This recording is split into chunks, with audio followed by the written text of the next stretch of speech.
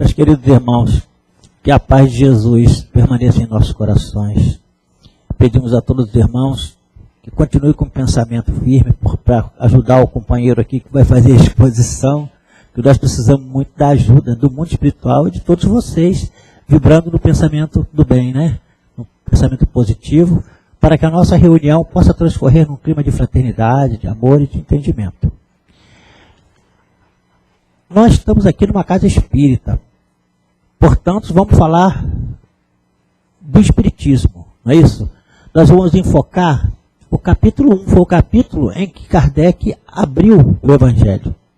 É o primeiro capítulo, não vim destruir a lei. E muito importante saber sobre a doutrina espírita e o que significa o Evangelho segundo o Espiritismo para a nossa doutrina, né? Porque primeiro Kardec publicou o Livro dos Espíritos, que é um livro filosófico, é um livro de filosofia. No frontispício do livro, logo assim que você abre, está lá, Filosofia Espiritualista. Então, era um livro filosófico, dividido em 5 partes. Dividido. Melhorou? Está melhor agora? Então, esse livro é dividido em 5 partes, né? E a primeira parte é a parte filosófica. A segunda parte, Kardec escreveu um outro livro chamado O Livro dos Médiuns, que é da parte científica. E o Evangelho segundo o Espiritismo, que é a parte moral. Porque muitas pessoas perguntam assim, o que é a doutrina espírita? Uns dizem, a doutrina espírita é religião, outro é filosofia, é ciência, né? Então nós vamos ver aqui, realmente, qual é a definição que Kardec dá de espiritismo. Vamos ver?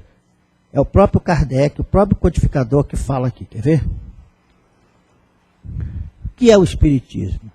O espiritismo é a ciência nova que vem revelar aos homens, por meio de provas irrecusáveis, a existência e a natureza do mundo espiritual e suas relações com o mundo corpóreo. Tá certo? Foi o que Kardec falou. Essa ciência, ele fala da ciência, mas nós sabemos que a doutrina espírita, ela tem um tripé, né? Porque eu não vejo assim, por exemplo, divisão, ciência, filosofia, religião, porque Deus é um só. Se a filosofia parte do princípio de Deus, se a ciência e a religião, tudo tá, então é uma coisa só, não é? Essa divisão é didática, para que nós possamos entender as coisas. E por isso a doutrina espírita ela tem esse tripé, que é o científico, o filosófico, o científico e o religioso. Depois, mais tarde, vê a Gênesis, vê o céu e o inferno. Nós estamos focando esses 3 aqui para mostrar, porque a gente sabe que a doutrina espírita é fincada nesse tripé, né? Ciência, filosofia e religião. E quando Kardec foi publicar o Evangelho segundo o Espiritismo, muitas pessoas achavam que ele estava querendo fazer uma média com a Igreja Católica. Kardec criou o Evangelho segundo o Espiritismo, escreveu o Evangelho segundo o Espiritismo, para fazer uma média com a Igreja Católica, aquela coisa. Então nós vamos procurar saber como surgiu o Evangelho segundo o Espiritismo. Os Espíritos falaram para Kardec que ele iria escrever uma obra, mas que ele não poderia falar para ninguém. E ele seguiu tão à risca que nem para a Amélie Boudet, que era a esposa dele, ele falou sobre a obra. E começou a escrever a obra. Esta obra era o Evangelho segundo o Espiritismo. Muito bem, ele fez a obra e deu a lume, publicou.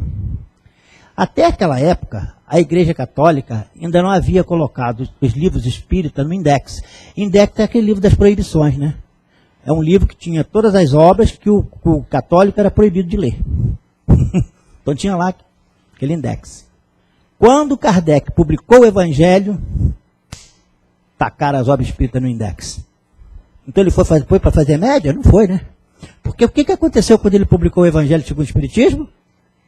Ele veio tirar a alegoria, ele veio tirar a linguagem figurada do Evangelho, que era muito vantajoso para a religião dominante. Não era importante para eles que as pessoas viessem conhecer o Evangelho na sua pureza, na sua simplicidade, porque ia abrir os olhos das pessoas. E eles eram a religião dominante. Eles mantinham as pessoas dentro da religião pelo medo, né? Para poder controlar as pessoas. Tanto que teve uma época da humanidade que era proibida a pessoa de ler a Bíblia. Sabiam disso? Que a Bíblia era proibida?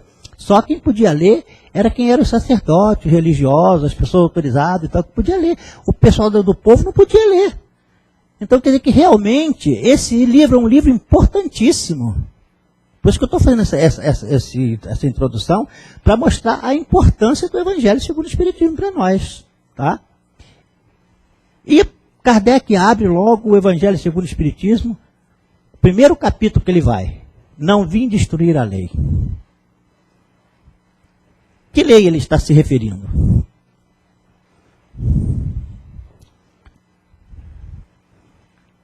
Nós sabemos que nós conhecemos a religião aqui no Ocidente, né? Por 3 revelações. A primeira revelação é Moisés, a segunda revelação é Jesus, e a terceira revelação, a doutrina espírita. Então, para entender a doutrina espírita, nós temos que começar a estudar também a primeira e a segunda para chegarmos na terceira, porque é uma consequência da outra. Moisés, ele era judeu, mas ele foi criado, ele foi filho adotivo de uma rainha egípcia. E por isso mesmo, ele conviveu com os iniciados egípcios. Né? Aquela escola iniciática do Egito, Moisés foi iniciado lá dentro, no meio daqueles sacerdotes. Né? Então ele conhecia muito da lei, dos ensinamentos, do profundo da escola egípcia. E a gente sabe que na escola egípcia, entre os sacerdotes, entre o povo dos iniciados, eles acreditavam no Deus único.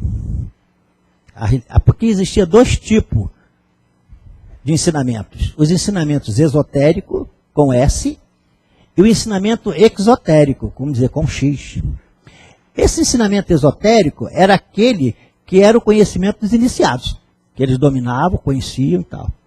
E o ensinamento esotérico é aquele que ele passava para o povo, para a população. E o que eles faziam? Os iniciados, eles já tinham uma certa evolução, um certo entendimento da vida e tal, eram pessoas mais preparadas para o entendimento das coisas. Mas a massa populacional, mesmo o povo mesmo, ainda não estava preparado para receber certos ensinamentos. Então o que aconteceu? Apareceu lá a ideia da metempsicose, a ideia dos vários deuses. Isso era uma doutrina que eles passavam para o povo, porque o povo não tinha condição de entender como os iniciados entendiam. Então, lá no meio dos iniciados, eles sabiam que Deus era um só. Eles falavam da comunicação. Eles falavam muitas coisas, ensinavam muitas coisas, mas que não era passado pelo povo. E Moisés foi criado no meio desse pessoal. Ele foi iniciado lá no Egito. Então, ele conhecia os princípios iniciáticos do Egito.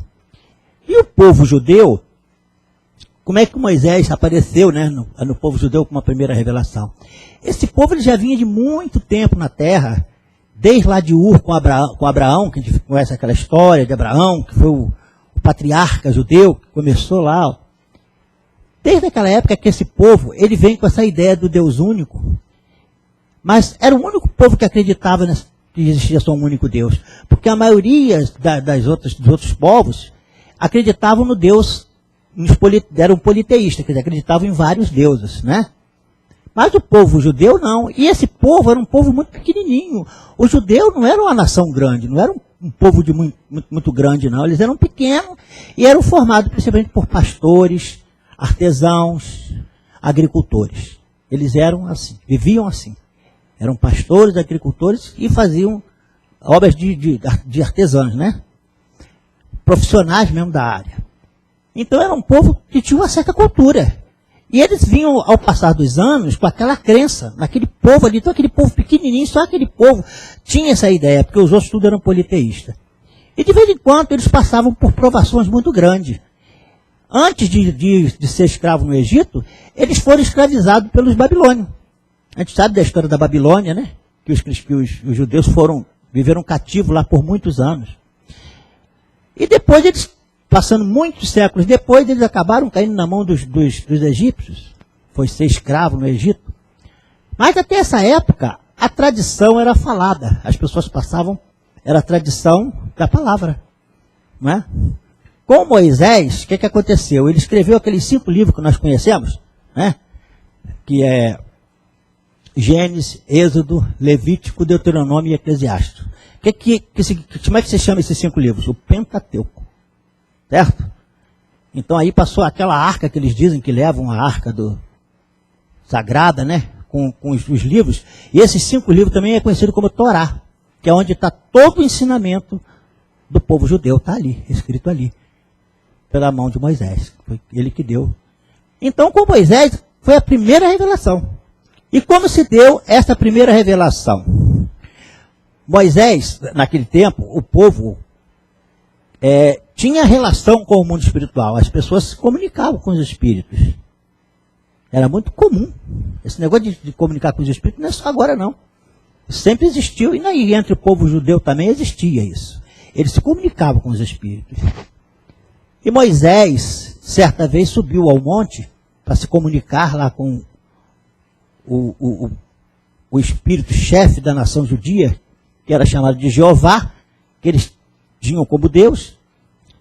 E então Jeová passou para ele os 10 mandamentos daquele povo. 10 mandamentos que aquele povo devia de seguir. E então ele escreveu os 10 mandamentos. Que essas são as leis divinas, as leis vindas de Deus, através daquela tábua que Moisés recebeu no Monte Sinai. Como é essa lei? É invariável. Invariável porque ela não muda. Ela é divina, ela não muda. É de todos os tempos. Essa lei aí, ela poderia se encaixar em todas as épocas da humanidade. É de todos os países. Muitas vai dizer que é só do judeu? Não, ela é de todos os países, de todos os povos. Tem caráter divino. Porque os ensinamentos dela, os ensinamentos desses 10 mandamentos, desse decálogo, ele tem fundamento divino. O primeiro mandamento, logo, está ali. Amarás, pois, o Senhor teu Deus de todo o teu coração, de toda a tua alma, de todo o teu poder. Esse é o primeiro mandamento. E depois, como Jesus fez lá, né? Lá na época dele já, ele ainda botou: amarás o teu próximo como a ti mesmo. Mas a gente não vai alongar aqui com a relação dos 10 mandamentos. Por quê? Porque o principal é o primeiro: amarás a Senhor teu Deus de todo o teu coração, de todo o sentimento. Porque todos os outros 9 vai fazer o quê? Vai falar sempre referente ao nosso próximo. Honrar seu pai e sua mãe. É o nosso próximo, né? Nosso pai e nossa mãe são os próximos também. Não fazer isso, não matarás. Não, quer dizer, em relação ao nosso próximo. Então, se nós juntarmos esses 9 ensinamentos em um só, amarás teu próximo como a ti mesmo, a gente vai ter quantos? 2 ensinamentos. O primeiro e o segundo. Que foi o que Jesus fez, quando Jesus sintetizou lá. Mas ele fala: amarás a Deus todas as coisas e ao próximo como a ti mesmo. Jesus fez isso sintetizando a lei de Moisés. Agora, ao lado da lei civil, da lei divina que Moisés criou, ele tinha também a lei civil. Por quê? Porque esse povo, ele era um povo ainda muito incipiente. Olha, a gente vê uma nação, um povo, ele precisa de leis para regular a relação entre as pessoas. Numa nação onde as pessoas são educadas, as pessoas já são de um certo nível intelectual, de compreensão, de entendimento, as leis podem ser mais brandas. Mas no meio de um povo bruto, de um povo ainda ignorante, de um povo que ainda falta muito de entendimento dentro dele, você não, com uma lei simplesinha, você não vai conseguir controlar aquele povo. Então o que Moisés fez? Ele criou as leis civis, os decretos de Moisés. Modificam-se com um tempo. A gente sabe que a lei civil, cada época da humanidade, ela vai se modificando. Conforme a humanidade vai evoluindo, a lei vai se aperfeiçoando. Destina-se ao povo. Então aquela lei ali era circunscrita ao povo de Israel. Enquanto a outra era para todos os países, aquela ali não. Aquela ali é só para o povo de Israel. Continham pelo temor. Por que era pelo temor? Porque o povo dela era muito ignorante. Então se fosse, como eu falei, fosse leis muito brandas, ele não conseguiria controlar as relações entre as pessoas. Tinha que ser uma lei dura, uma lei que as pessoas temessem mesmo. De suposta origem divina. Por que ele fazia isso? Se ele falasse assim: eu, Moisés, quero que vocês façam isso, façam aquilo, e aquela lei dura, as pessoas não iam respeitar tanto. Agora você fala assim: Deus mandou aí, e as pessoas, epa, é Deus que está mandando. As pessoas Ficavam com medo de ser, né? Porque se estava vindo de Deus, poxa, então vamos obedecer essa lei aí. Aí você vê, de suposta origem divina. Mas na época Moisés disse que era de origem divina e eles aceitaram como origem divina mesmo. Olho por olho, dente por dente. Mão por mão, pé por pé. Era aquela lei da pena de talião, que o Moisés criou.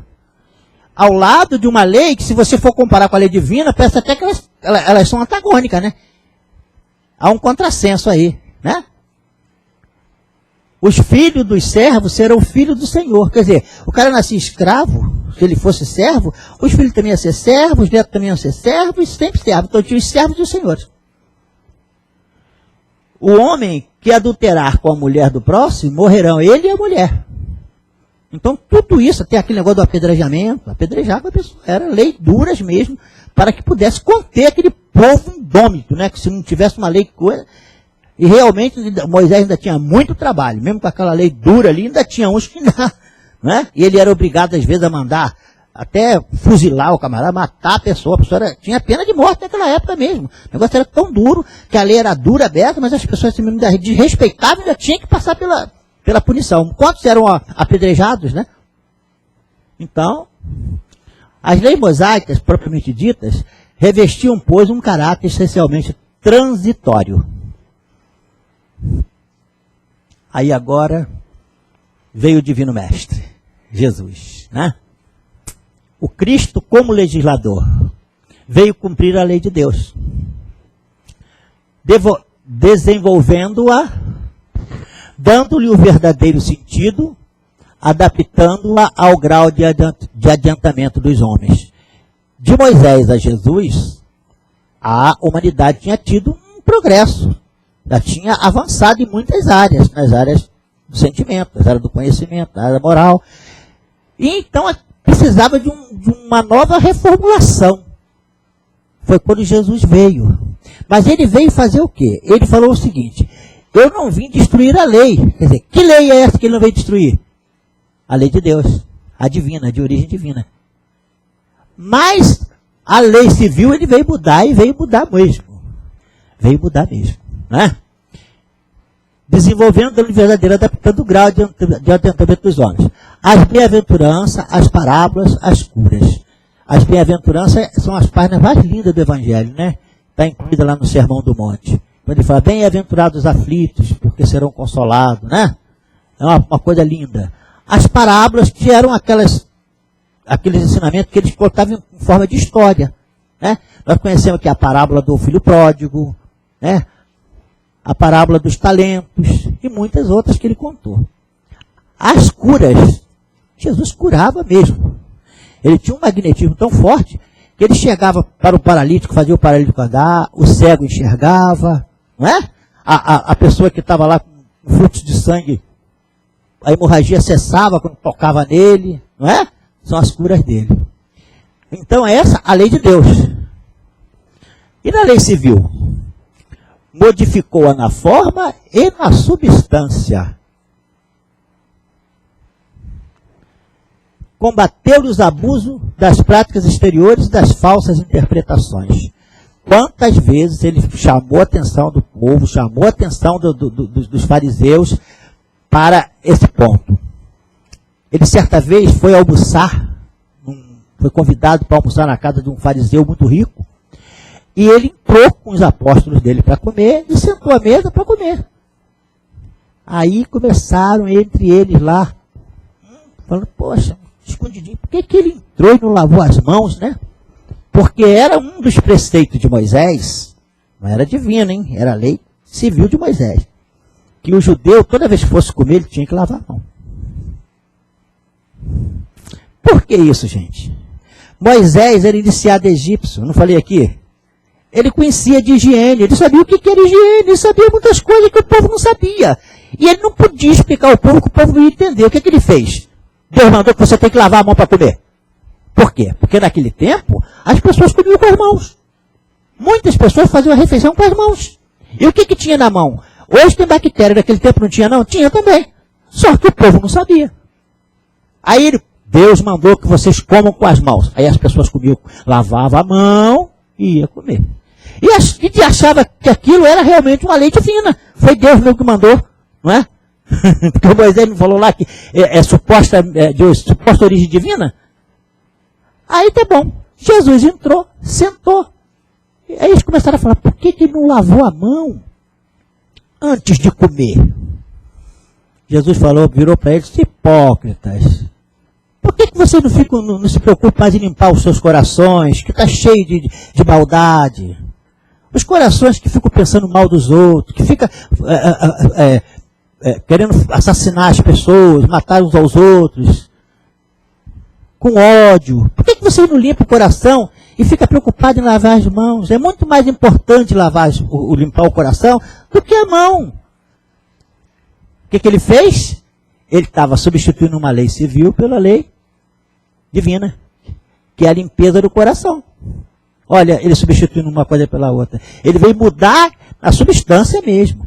Em muitos casos ele falava, hipócritas, né? Querem ficar limpo por fora e por dentro, parece um sepulcro cheio de podridão. Mostrando que o mais importante não era a lei civil, aquela lei de você, né? A principal era a lei divina. Combater os abusos da interpretação. Não matar até o limite, amar os inimigos. Olha, inclusive ele falou lá, está dizendo não matar, né? Até o limite de amar os inimigos. Quando ele falou não matar, ele não falou só não matar, não. Ele falou assim, perdoai os vossos inimigos. Ele foi muito além. Além de não matar o seu inimigo, você ainda tem que perdoar ele.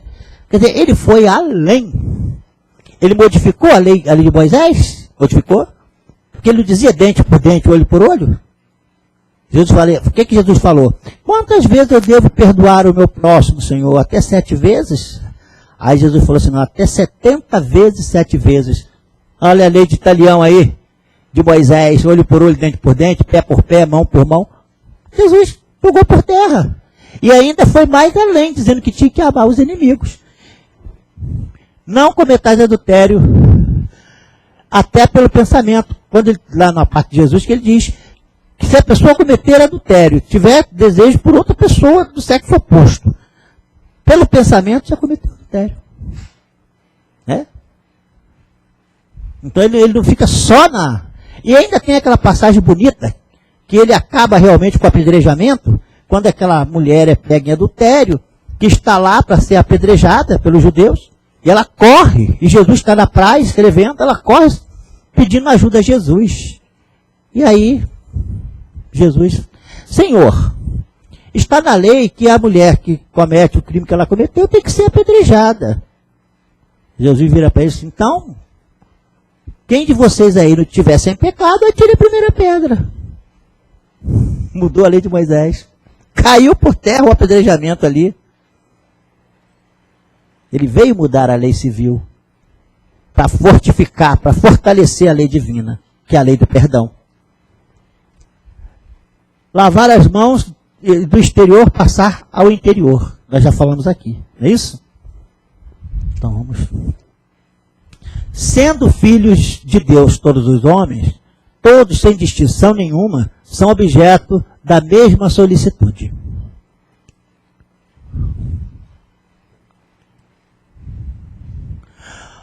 O Cristo como mestre, que coisa mais bonita. Jesus estava passando Jesus como legislador, né? Que ele veio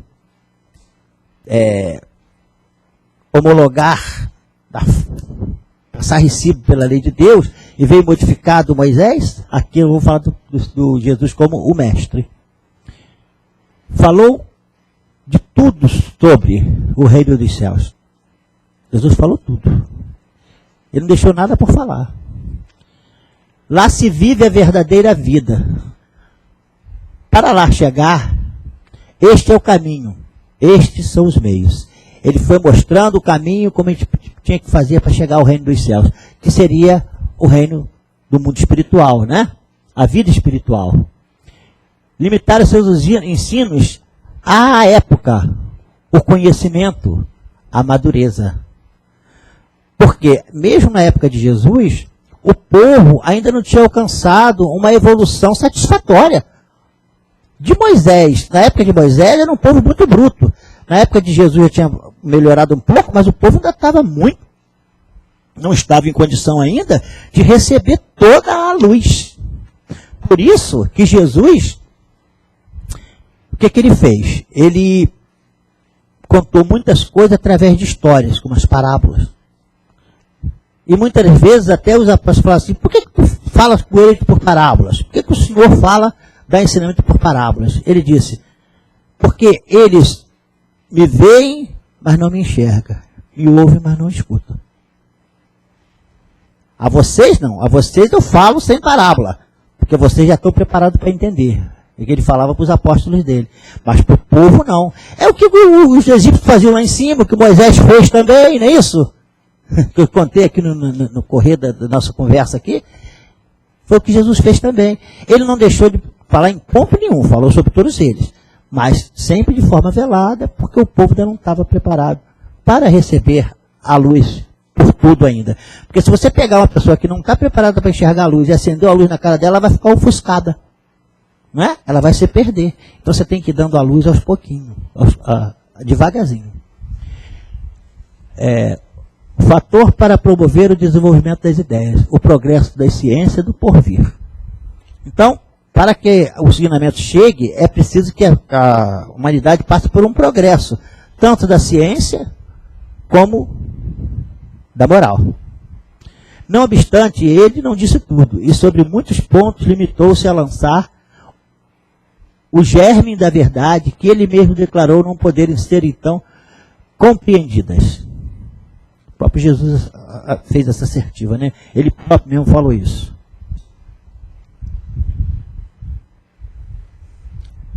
O Cristo cumprindo as suas profecias. O que aconteceu?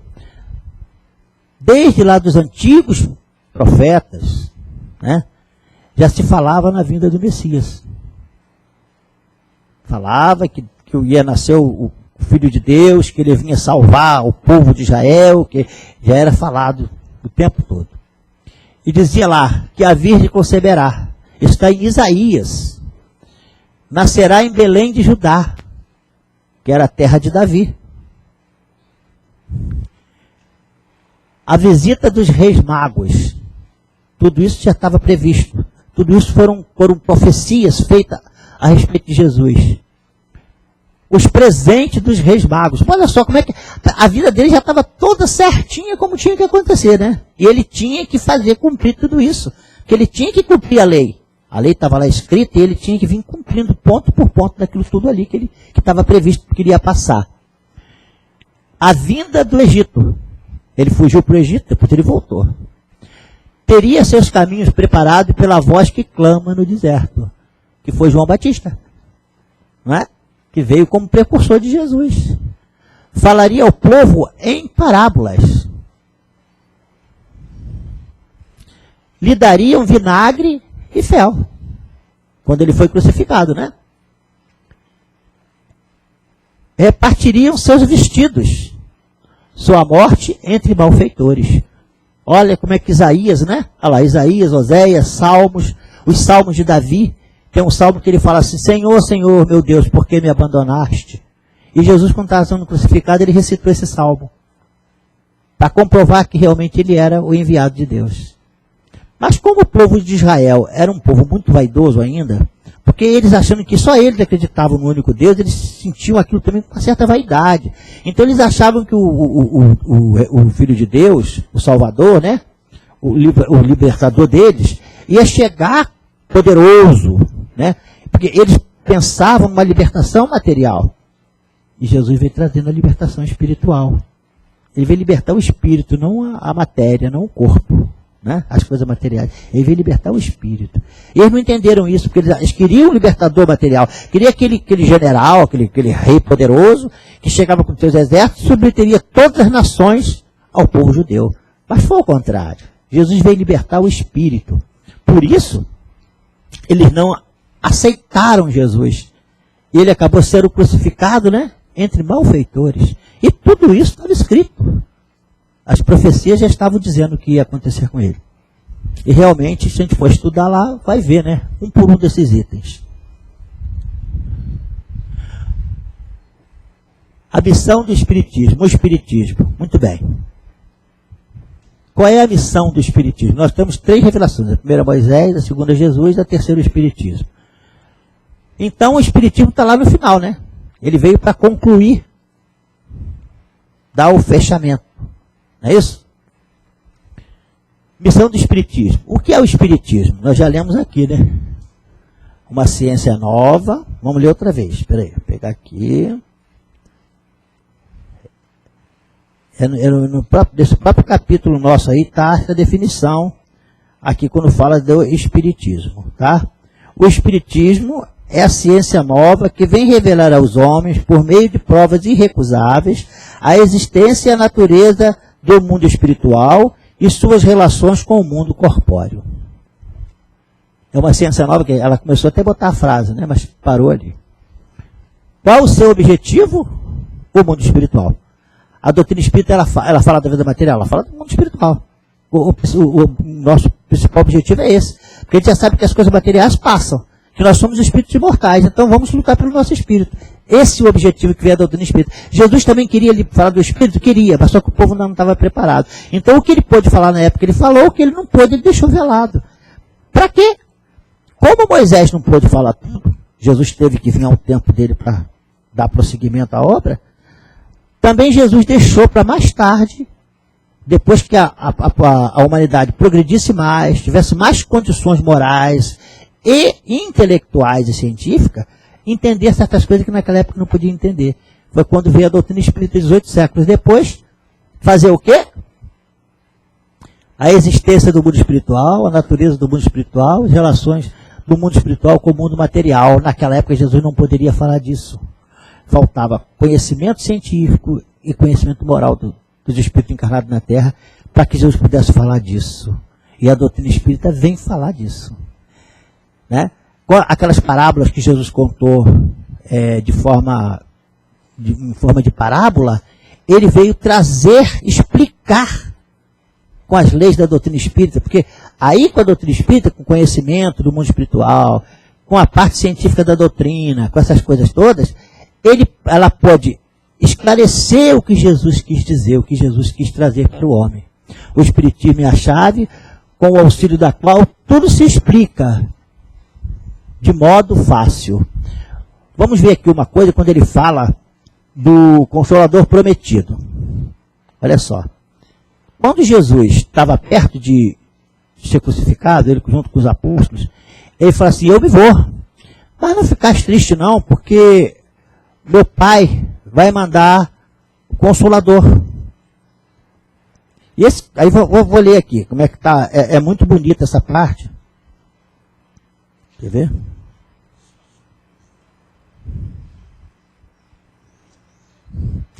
Jesus promete outro Consolador, o Espírito de verdade que o mundo não conhece, por não estar preparado para compreender. Tem uma parte aqui, deixa eu ver aqui, peraí. Ah, tá aqui. Quando ele fala assim, se me amais, guardai os meus mandamentos, e eu rogarei a meu Pai, e ele vos enviará outro Consolador, a fim de que fique eternamente convosco. O Espírito de verdade, que o mundo não pode conhecer, porque não o vê e absolutamente não o conhece.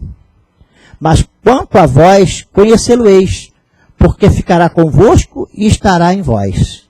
Porém, o Consolador, que é o Espírito Santo, que meu Pai enviará em meu nome, vos ensinará todas as coisas e vos fará recordar tudo o que vos tenho dito. Aí, Kardec começa a dissecar essas palavras de Jesus. Jesus promete outro Consolador, o Espírito de verdade, que o mundo ainda não conhece, porque não está maduro para o compreender. Mas ainda... desculpa.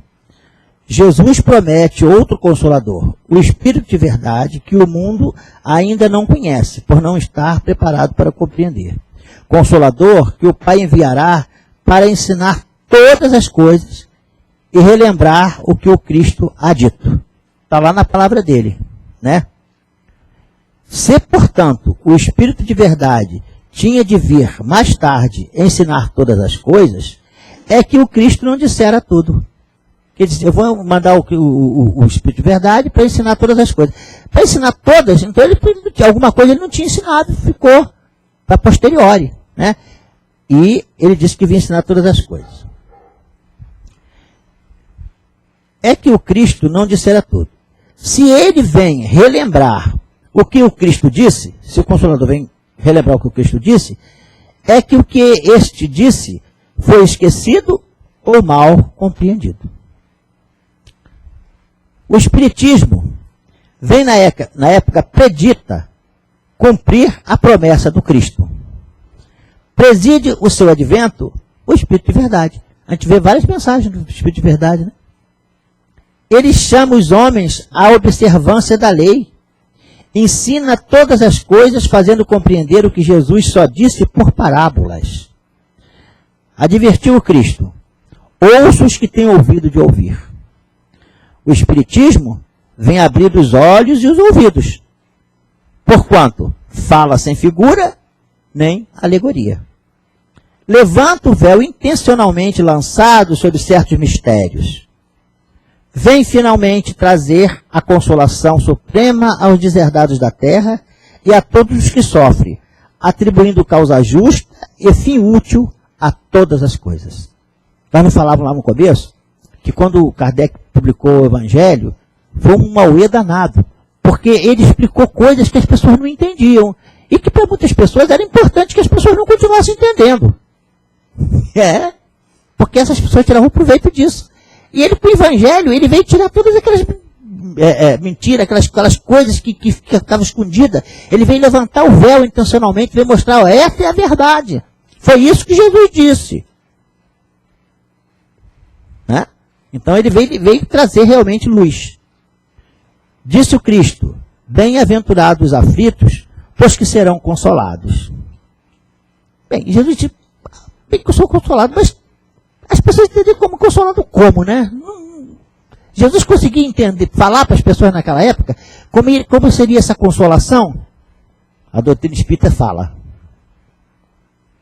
O Espiritismo mostra a causa do sofrimento nas existências anteriores e na destinação da Terra, onde o homem expia o seu passado.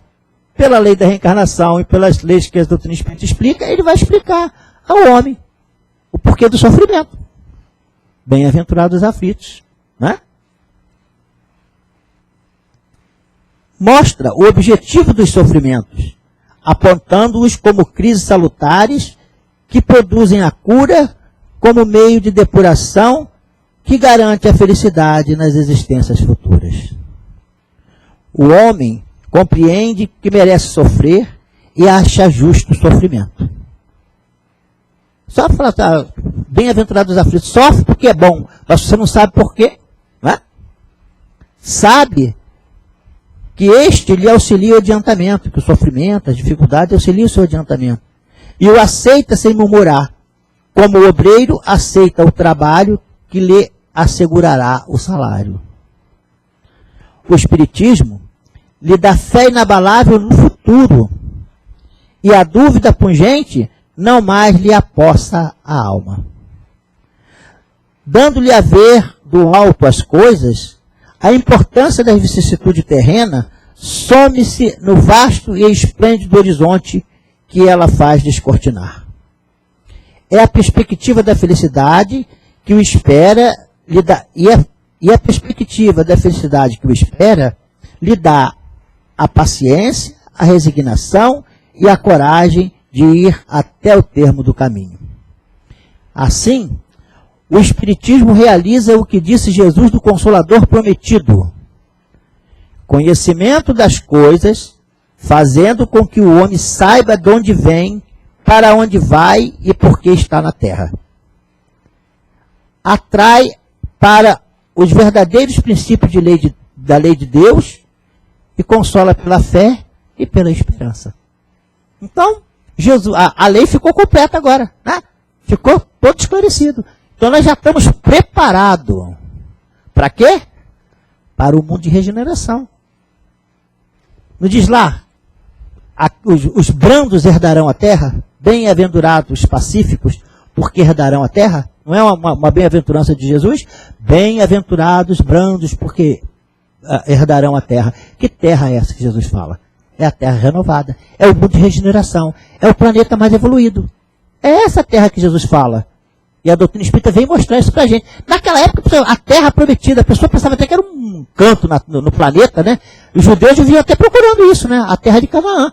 Viviam vagando, procurando sempre encontrar, mas eles não queriam encontrar, porque Jesus estava falando da terra espiritual. Da terra do coração do homem. Que ele iria conseguir fazer uma paz na terra quando o homem tivesse a paz no coração também. Mas eles não entendiam isso. E essa paz não vai ser só para um povo, vai ser para todo o planeta. Não é só determinado povo que vai receber isso. Essa terra é para todo mundo. E nós já estamos fechou aqui o ciclo, terceira revelação. Agora vamos começar a trabalhar pelo mundo de regeneração. E inclusive aqui no nosso capítulo, não vou ler, que nós já estamos mais avançados um pouco, que fala da nova era. Que é a era da paz, né? A era do amor que nós vamos viver na terra. Olha que coisa bonita. Nós estamos aqui reunidos numa assembleia de pessoas que está interessado em se conhecer, em se entender, em entender os ensinamentos de Jesus, em procurar viver esses ensinamentos, não é? É uma coisa muito bonita isso.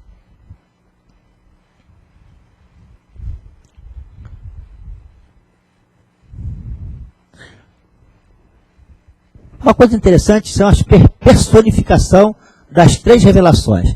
A primeira revelação, o Antigo Testamento, foi personalizado por Moisés, né? É uma personagem que mostrou lá, personificou em Moisés.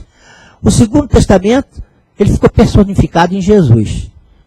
E o Espiritismo ficou personificado em alguma pessoa, não. Ele ficou personificado pelo conjunto dos seres do mundo espiritual. Porque foi uma pleiade, chefiado pelo Espírito de verdade, que veio trazer o Espiritismo. Então ele não foi invenção da cabeça de um homem. Não foi Kardec que criou o Espiritismo. Kardec codificou o Espiritismo. O Espiritismo é doutrina dos Espíritos. Então é de toda uma coletividade. Certo? É a personificação. O Espiritismo é fruto dos ensinos, dado não por um homem, sim pelos Espíritos, que são as vozes do céu. Então, com essa conclusão, como nós dizíamos antes, nós já estamos então preparados para viver o mundo de regeneração, o mundo de paz no nosso planeta Terra. O Espiritismo e suas relações com o Cristo. Promessas do Cristo. Cumprir a lei. O céu e a terra não passarão, sem que tudo que se acha na lei esteja perfeitamente cumprido. O que ele quer dizer que as terras não passarão? Nós não vamos chegar nunca ao mundo de regeneração, nunca ao mundo feliz na terra, enquanto todos esses ensinamentos não fizerem parte no coração do homem.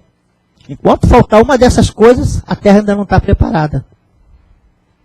Instrumento do Cristo, o Espiritismo veio cumprir nos tempos preditos o que o Cristo anunciou e preparar as realizações das coisas futuras. Ele veio trazer luz aos ensinamentos, não deixar dúvida nenhuma para que o homem pudesse, de posse desse conhecimento, preparado com tudo isso, poder preparar esse mundo, né? Mundo de felicidade. O Espiritismo é obra do Cristo. É, pois, obra do Cristo que preside, conforme igualmente o anunciou, a regeneração que se opera e prepara o reino de Deus na terra. Então, é a terra prometida. Ele vem preparar o reino de Deus na terra.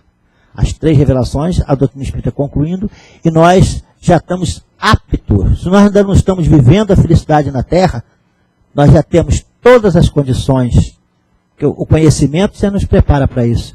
Agora, o que falta? O homem já tem muito conhecimento, né? O conhecimento científico já alcançou níveis altíssimos. Mas o conhecimento moral, o homem ainda está deixando a desejar. Ele precisa desenvolver mais esse sentimento moral, né? Esse conhecimento moral. E o principal desse ensinamento moral? São aqueles aqueles dois princípios, aquelas duas leis que Jesus disse, né? Amarás o Senhor teu Deus de todo o teu espírito, de todo, e ao próximo como a ti mesmo. Então, o dia que o homem, nós já estamos em condição de fazer isso, porque nós já temos a primeira revelação, a segunda e a terceira, fechando tudo. Nós já temos todo o conhecimento para isso. Está faltando o homem praticar esse ensinamento, botar ele em prática, viver isso, para que nós possamos ter um planeta de paz, um planeta de regeneração e de amor. Então, compete a nós. É uma obra nossa. Nós é que temos que realizar esse trabalho. Tá? E nós temos condição para isso. O mais importante é isso. Nós temos que realizar tempo. E nós temos condição? Temos. Então vamos meter a mão a obras. Vamos procurar fazer. O que está faltando então? É o desenvolvimento moral. Então vamos procurar viver melhor. Amar mais o nosso próximo. Né? Deixarmos os preconceitos de lado. Porque quem tem preconceito não consegue amar. Não é isso? Quem tem preconceito não consegue amar. Deixa o preconceito de lado. É todo tipo de preconceito. Todo ele. E vamos abrir o nosso coração. Porque quem não quer ser feliz? A primeira coisa que pergunta é: quem é que quer ser feliz? Todo mundo vai levantar a mão. Então é uma coisa que o homem persegue. Isso aí, a felicidade é uma coisa que nós perseguimos. E ela não é uma utopia, não. Ela pode ser uma realidade, depende de nós. Vamos, portanto, né, o importante que nós falamos aqui, que quando nós começamos a falar do Evangelho, aí como é que vai? Por que vai fazer isso? Né? Falar de Moisés, de Jesus e do Espiritismo. É para mostrar tudo isso para nós. E para nos mostrar que nós estamos preparados para viver essa lei. Eu desejo a todos vocês muita paz, muito amor nos seus corações, que Jesus os acompanhe e que vocês façam bastante reflexões em cima de todos esses ensinamentos que vocês aprendem, não só na nossa exposição de hoje, mas em todas as outras reuniões que nós vemos aqui, porque todos que vêm aqui falar, vêm sempre falar da mesma coisa. É da mesma coisa? É. De quê? Da reforma moral.